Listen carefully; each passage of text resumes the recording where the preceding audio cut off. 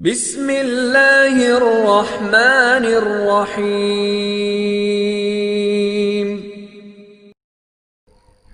السلام علیکم ورحمۃ اللہ وبرکاتہ۔ نحمدہ ونصلی علی رسولہ الکریم، اما بعد۔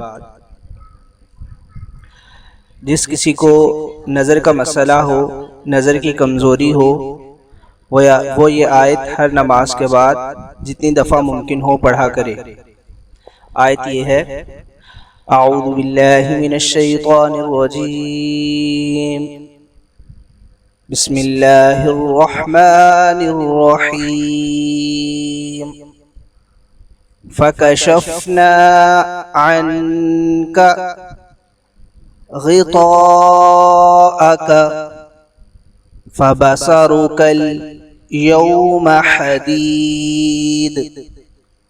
فکشفنا عنک غطاءک فبصرک اليوم حدید۔